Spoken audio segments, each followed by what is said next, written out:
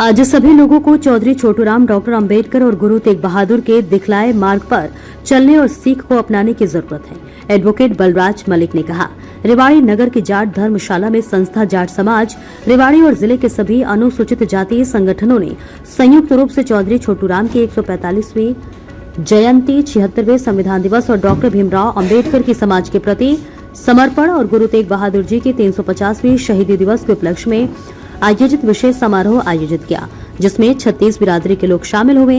इस समारोह में सुप्रीम कोर्ट के अधिवक्ता बलराज मलिक ने विशिष्ट अतिथि के रूप में और जाट समाज रेवाड़ी के प्रधान सूरत सिंह कटारिया ने कार्यक्रम अध्यक्ष के रूप में अपनी बात रखी। मलिक ने कहा कि आज समाज के सभी लोगों को चौधरी छोटूराम, डॉक्टर भीम अम्बेडकर और गुरु तेग बहादुर के दिखलाए मार्ग पर चलने और उनकी सीख को अपनाने की जरूरत है। उन्होंने पाखंड को बंद करने और लोगों को आपस में जोड़ने की अपील की। समारोह में मुख्य अतिथि अखिल भारतीय जाट महासभा के राष्ट्रीय महासचिव व किसान नेता चौधरी युद्धवीर सिंह सहरावत, विशिष्ट अतिथि राष्ट्रीय उपाध्यक्ष बामसेफ सुरेश द्रविड़ शामिल होंगे। मंच संचालन रिटायर्ड बीईओ एडवोकेट राजकुमार जलवा और हंसराज कोच ने किया। मंच से सामाजिक कार्यकर्ता सुभाष कुंडू और रामेश्वर लाल सेवार्थी ने भी अपने विचार रखे। समारोह में सैकड़ों लोगों ने शिरकत की। आयोजकों ने उत्कृष्ट समाज सेवा और उपलब्धियों के लिए प्रबुद्ध जन का स्मृति चिन्ह भेंट कर सम्मान किया। मलिक साहब, कार्यक्रम हुआ है आज छोटूराम जयंती के उपलक्ष्य में और संविधान दिवस के उपलक्ष्य में, क्या कहेंगे इस कार्यक्रम को लेकर? जाट समाज और अनुसूचित जाति समाज के जो संगठन है वो एकजुट हुए हैं। देखो, दरअसल इसमें जाट समाज, अनुसूचित समाज इकट्ठा नहीं हुआ। इनका असली मकसद था देश में फ्रेटर्निटी, बंधुत्व के लिए इकट्ठा हुए यहाँ पे, समाज में एकता, भाईचारे के लिए। और समाज जनसंख्या के इकट्ठा होने से समाज नहीं बनता, समाज समझदारी की एकरूपता से बनता है। और समझदारी का प्रचार प्रसार जब होता है, जब मुद्दों पे चर्चा होती है, विचार से मानवता जुड़ती है, मानवीय विचार से जुड़ती है। और संविधान एक हमारा जो आज जो उपलक्ष्य था कि भाई छोटूराम जी की भी जयंती थी, तेग बहादुर जी का भी शहीदी दिवस आसपास ही कल है, और डॉक्टर अंबेडकर जी जो संविधान की कमेटी के चेयरपर्सन थे, मुखिया थे उसके, तो संविधान दिवस मनाने का भी सारा मामला था इकट्ठा। ये जागरूकता अभियान है एक तरह से। और जागरूकता अभियान जब होता है, जब सच्चाई बतानी होती ना, जब समाजों को अलग अलग मीटिंग करने की जरूरत नहीं होती, होनी भी नहीं चाहिए।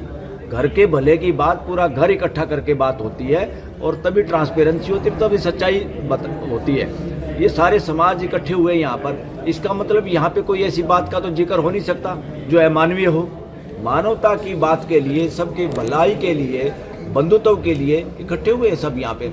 और यहाँ पे एक बात बार बार कही, वो भी समाज के खिलाफ नहीं, क्योंकि वर्णवादी मानसिकता इस देश और इस धरती का सबसे बड़ा कोड है। और जब तक उसको दफन नहीं करेंगे, भारत विश्व गुरु नहीं हो सकता। जिसमें विश्व गुरु की बात करें, मैं तो कहूँ विश्व गुरु को तो छोड़ो, ये जी नहीं पाएगा। ये लोग एक दूसरे के दुश्मन बने रहेंगे। बटने बांटने की बात हमेशा शरारती शासन मानसिकता, शोषणकारी व्यक्ति करते हैं, मानसिकता करती है। व्यक्ति तो छोटी चीज़ है, मानसिकता में गड़बड़ है सारी की सारी। और यहाँ पे आरएसएस की जब बात होती है, आरएसएस के अच्छे काम अगर वो करे तो वो भी इसी देश के में रह रहे हैं। अभी वो बाहर से आए होंगे, ज़्यादातर लोगों से डीएनए नहीं मिलना, तो मैं ये नहीं कह रहा कि भाई उनका अधिकार अब नहीं है इस देश में, वो भी उसी अधिकार के साथ रहें। मगर इस देश में जब छोटूराम ने जो बात कही थी ना, उससे मंडी और फंडी से बचना, मंडी और फंडी मानसिकता की बात है। मंडी मानसिकता है शोषणकारी मानसिकता, फंडी मानसिकता है ढोंगवादी मानसिकता, जिसको पता है कि जिसके नाम लेके तू धंधा कर रहा है उसके ऊपर तेरा 1 मिनट का भरोसा खुद का नहीं है, तो उसकी इज्जत नहीं करता, तो उसको मानता नहीं है, दूसरों को मानने के लिए लोगों को गुमराह करता है, अनसाइंटिफिक। और जब उसके पर्सन पूछे जाते हैं, कोई क्वेश्चन रेज करते हैं, तो कहते हैं भावना ठेस पहुंच गई। जब कोई क्वेश्चन रेज करता है तो भावना, क्या आप अपने बच्चों को, छोटे बच्चों को मूर्ख बना सकते हो? जब वो पर्सन पूछता है, आप सोचते हैं कि सच्चाई ही बताई जाए बच्चे को। इसलिए पूरे देश के एक एक नागरिक का फंडामेंटल राइट है सच्चाई को समझना। और जो सच्चाई के समझने में रोड़ा अटकाते हैं वो देश के दुश्मन है, वो गद्दार हैं, वो अपराधी हैं। ऐसे लोगों को सुधार घर में भेजना होगा, चाहे कथा कहानी करने वाले हों, चाहे कोई आरएसएस की ठेकेदारी ले रहा हो, चाहे किसी पॉलिटिकल पार्टी की ठेकेदारी ले रहा हो। इस देश को मूर्ख बनाने का अधिकार किसी के पास नहीं है। सबको समझदारी बनाने में योगदान कर सकते हैं। और मानव जाति को जोड़ने का प्रयास कर सकते हैं। इसलिए सब रिलीजन का भी ऑडिट करने की जरूरत है। जैसे इनकम का ऑडिट करते हैं ना, कि पैसे का ऑडिट डिपार्टमेंट में, इनकम टैक्स, अब ऑडिट करने है इन सारे रिलीजियस स्थानों का, इनके ठेकेदारों का, कथा कहानियां करने वालों को। बताइए पूरे देश को फ्रेटर्निटी के लिए क्या काम कर रहे हो। जो फ्रेटर्निटी के खिलाफ काम करेगा उसको जूते भी लगेंगे, सुधार घर में भी जाएगा। समय आ गया है, क्योंकि अब आपने देखा होगा एक यात्रा निकल रही है हिंदू राष्ट्र। पहली बात, ये हिंदू राष्ट्र नहीं है, ये सिंधु अक्षेत्र है। सिंधु नदी से नीचे कन्याकुमारी तक इसका नाम है सिंधु भूमि। हम सिंधु भूमि के वासी हैं, अल्टीमेटली हम वसुधैव कुटुंबकम के वासी हैं। हमारे बुजुर्गों का दिया बना रहा है विचार है, वसुधैव कुटुंबकम में कुछ बचता नहीं। हम एक दूसरे से फिर अलग होते नहीं, चाहे डीएनए अलग हो, चाहे भौगोलिक क्षेत्र हो। हमारे बुजुर्गों की संस्कृति है, पूरी मानव जाति एक, पूरी धरती एक। असली देश तो पूरी धरती है। ये तो छोटे मोटे राजे रजवाड़ों की तरह से हो रहा है। जब हम डेमोक्रेसी में जाते हैं, डेमोक्रेसी किसी दूसरे देश के साथ दुश्मनी की बात ही नहीं कर सकती। जबकि बात होती है, आप लोग देखते हो, हिंदू मुसलमान करना तो सबसे निकृष्ट, सबसे छोटी सोच का परिचायक है। ये बहुत छोटी चीजें हैं जातियां, और रिलीजन भी बहुत छोटी है। रिलीजन और जातियों का बोझ ढोते ढोते मानव जाति थक चुकी है। इनको फेंक के समुद्र में फेंक के इनसे मुक्ति लेना चाहती है मानव जाति। ये मानव जाति के अब रास्ते में रोड़ा, कुछ सफर तक इन्होंने सहयोग किया मानव जाति को जोड़ने का। मगर आज कोई भी रिलीजियस गुरु हो, रिलीजन हो, जाति का नेता हो, अपने आप को दिखाना चाहता हो, ये सारे के सारे हमें एक दूसरे से अलग रखना चाहते हैं अपनी दुकानदारियां चलाने के लिए। रिलीजन दुकानदारियां बढ़ चुकी है। रिलीजन मानवता को एक करने में फेल हुआ है। साइंस एक करेगी और सच्चाई को कोई आप और मैं इफ एंड बट नहीं कर सकते। बहुत सारी आस्थाएं झूठ पे आधारित हैं। जैसे धरती घूमने पे गैलीलियो को फांसी की सजा दे दी थी, बेचारे ने कहा, तो लोगों ने समझाया, अरे इन मूर्खों से अपना पीछा छुटा ले, जिंदा रहोगे तो कुछ कर पाओगे। जब उसने कहा भाई तुम ठीक हो, तो उसकी जान बख्शी हुई थी, जेल में कुछ दिन फिर भी रहना पड़ा था। आज वही पोप और फादर उसी लॉ के आधार पे दुनिया में जहाजों में इधर उधर घूमते हैं। इसलिए सारे इनको कहते हैं पाखंडी। कोई भी आदमी अस्तित्व की सच्चाई को दबा के जुटलाने की जो कोशिश करेगा वो देशद्रोही है, वो अपराधी है। चाहे रिलीजियस गुरु हो, लाल पीले कपड़े पहनने वाला हो, चाहे कोई पॉलिटिकल लोग हो, इनके लिए कोई जगह नहीं। डेमोक्रेसी में इन सबको सुधार करने में अच्छी ईमानदारी से सुधारना होगा। यही देश का, इसी से देश का भविष्य सुरक्षित है। ठीक है, ठीक है। शहरावत साहब, आपने दो वर्गों का खास तौर पे नाम लिया, डॉक्टर साहब और वकील साहिबान। क्या कहेंगे, क्यों व्यवस्था इतनी ज्यादा कमजोर हो गई है? संविधान को भी आपने नकारा है।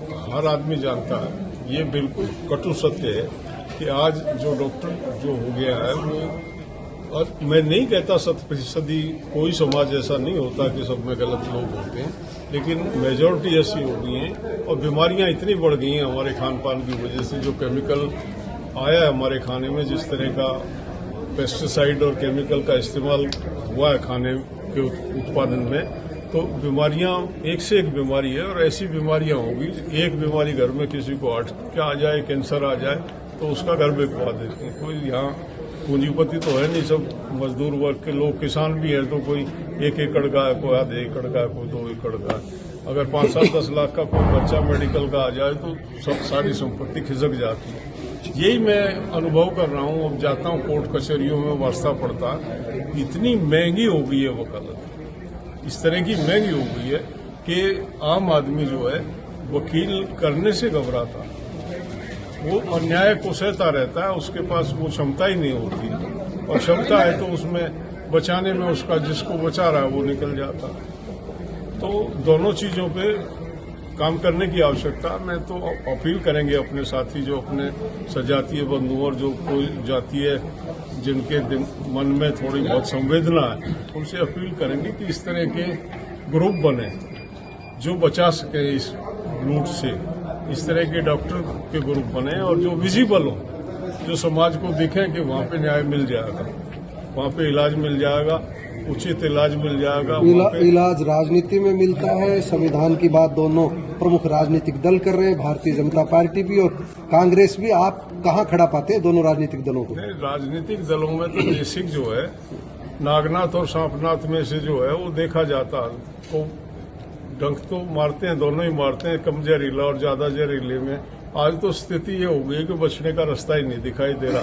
लगे हुए हैं, हमको तो लगा रखा है जैसे अयोध्या से ही कल्याण हो जाएगा, सब लोगों का धंधा पानी करने की जरूरत ही नहीं है। वहाँ अभी अयोध्या से अभी तो कहीं और कह रहे हैं बिहार में किसी का मंदिर बना रहे हैं, सीता का मंदिर बना रहे हैं। तो ये देश विकास के मंदिर बने, देश में संस्थान बने, देश में रोजगार की आवश्यकता है, बेरोजगारों की फौज खड़ी है। मतलब ये तो स्वीकार करेंगे जो शिक्षित बनो का जो नारा था वो आम जन तक हम लोग नहीं पहुंचा पाए। शिक्षित बन के लोग ज्यादा शिक्षित- धर्मभीरू हो गए, ज्यादा ढोंग में, ज्यादा वो डंबर शिक्षित में। बनना थोड़ी हुआ, वो तो पाखंडी बनना वही हुआ। जन्मपत्री बनवाते हैं आज जो शिक्षित हैं। हमारे पूर्वजों ने किसी ने जन्मपत्री, हमारे ना तो किसी ने नाम रखे ना किसी की जन्मपत्री थी, अपना गोधूड़ी पे फेरे करे थे। आज जिससे पूछे बोला फेरे है रात के 2:30 बजे के।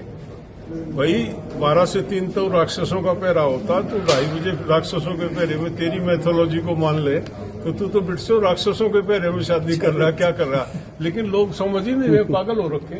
शेरावत साहब, आपने जिक्र किया संविधान का, राष्ट्रपति मुर्मू का, तो क्या कहेंगे, क्या व्यवस्था कमजोर हो गई है या ये अधिकारी जो है बाबा साहब ने जो ताकत दी थी उसका इस्तेमाल नहीं करा। राष्ट्रपति मुर्मू भी कर सकती थी और रामनाथ कोविंद भी कर सकते थे, मर्द की तरह से आगे बढ़ जाते और जाके देखता कौन रोकता, किस दूसरे की हिम्मत थी, एक नजीर बनती, एक मिसाल बनती। लेकिन एक कमजोर पॉलिटिशियन को उनको मंदिर नहीं दिखा, उनको दिल्ली में अपने आका दिख गए और वो विड्रॉ कर गए अपने आप। चलिए सुरेश जी से भी एक बार